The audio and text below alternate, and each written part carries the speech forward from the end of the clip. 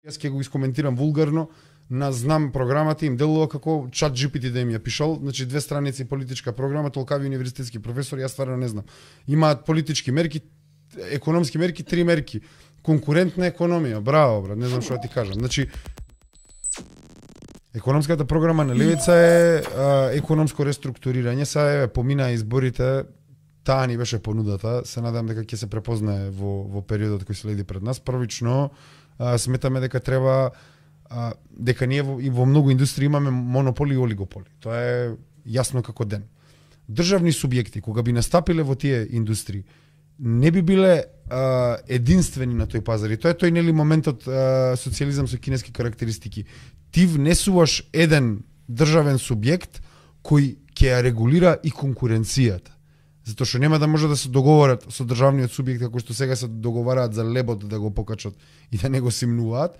Едноставно ти кога имаш алтернатива за производство, можеш конкуренцијата така и да ја оживееш. Така би било во градежништвото. Значи прво разбивање на монополите и олигополите со учество на државни субјекти на пазарот. Втората работа е економска трансформација, тоест на даночна реформа.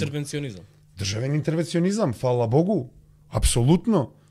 Значи тоа на нас ни треба, ни требаат такви економски промени, протекционизам и интервенционизам. Од друга страна предвидуваме даночна реформа.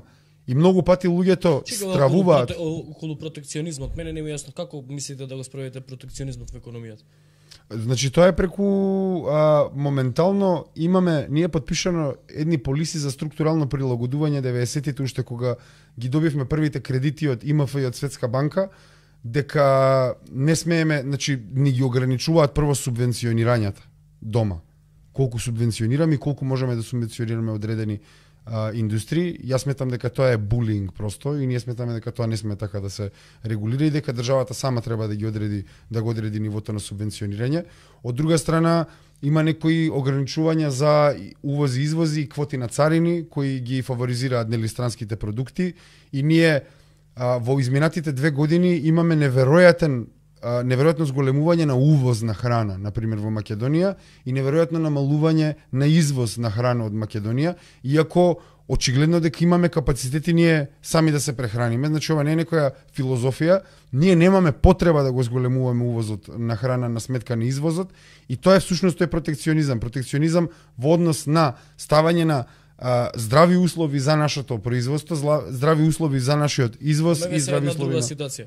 Имавме ние и се уште имаме субвенции за земјоделие, субвенции за земјоделци кои што треба да поттикнат производство, поголемо производство на храна и тоа е де факто протекционизам. Видовме дека субвенциите се трошат за работи кои што немаат врска со земјоделието. Производството на храна континуирано опаѓа, а увозот континуирано се зголемува. Значи протекционизмот, само да кажам, не вроди со плод. Затоа што генерално земјоделците се оставени како индивидуални земјоделци. Например, има ситуации каде што едно село, еве да кажем, има толку и толку вакво земјоделски, не знам како тоа се рачуна, земјишта, да кажеме.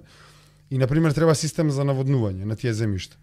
И практично треба некој да го воведе на свој грб. Ние сметаме дека треба земјоделието да се конципира како комунално земјоделие. Значи ние треба да ги врземе нашите земјоделци заедно во заеднички вакво, не би рекол дека се комуни, но едноставно да се направат услови каде што земјоделците може да се здружат пред се заедно, а финалниот продукт би било и за гарантиран откуп на нивните производи. Од друга страна, ние сметаме дека треба да се отвори нова аграрна банка која ќе има за цел за развивање на земјоделието и за издавање на наменски бескаматни кредити за нашите земјоделци, за купување нели на техничката опрема и за сите тие елементи. Така да опширна ни е и земјоделската реформа. Искрено сега не ги знам деталите врска со земјоделската реформа, затоа што во предизборието најмалку некако се зборуваше за тоа, повеќе се фокусиравме на даночната реформа која повторно само ние ја нудиме даночната реформа.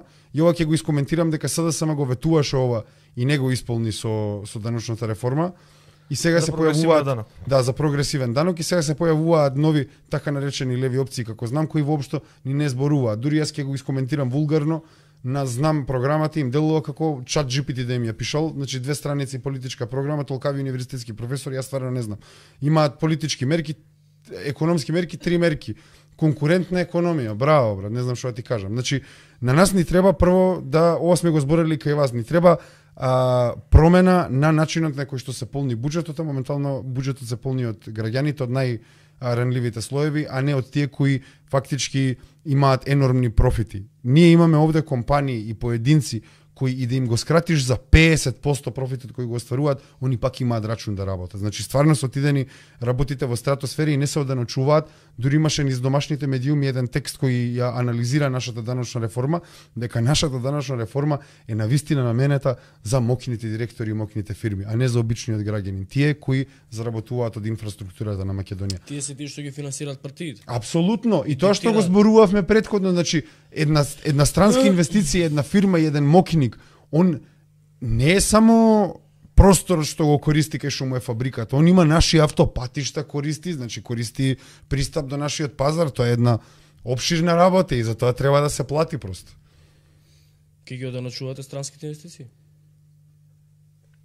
Да ги оданочуваме странските инвестиции, значи да не давам небулозни одговори, просто значи странските инвестиции треба да се обмислуваат и кога се земаат и сите тие кредити, затоа што моментално ние немаме принцип на меѓугенерацијска солидарност, знаете, затоа што ние моментално кредитите кои ги земаме воопшто не размислуваме за идните генерации вакво како ќе ги отплаќаат, значи треба малку далекусежен пристап за конципирање на овие работи, кои едноставно не се само за цел за да добие тоест да се добијат концесии. Коментираш последната изјава или да беше негова последна изјава практично на Али Ахмети дента на изборите, прашањето беше од ни треба стабилност. Не, прашањето од новинарот беше ќе влезете или во владата, тој рече ако ќе влеземе во влада, ако не ќе влеземе во ЕУ. Како ќе коментираш таа изјава? Јас мислам дека не ја разбра ни он тоа што го кажа, као ако не влезат во влада ќе влеземе во ЕУ. Да. Тоа што покажува дека без нив конечно Македонија ќе влезе во Европската унија, не знам. Значи тоа беше небулозна изјава, јас повеќе би ја коментирал таа другата изјава кога кажа, мислам дека новинарка му го постави прашањето каква опозиција би биле и он одговори, јас би реков дека на оваа држава и треба стабилност. И тоа е всушност закана, искрено јас така го интерпретирам затоа што тоа помени и двете се. И двете се закани и тоа е едноставно дел од тој фолклор на Дуи кој е деструктивен. Ние знаеме Дуи кои се што се на крајот на криштата, нашите два пратеници беа цело време на мета на Дуи, буквално на ниша на нивните криминални клики во изминатите 4 години затоа што се бореа против нивното самоволие.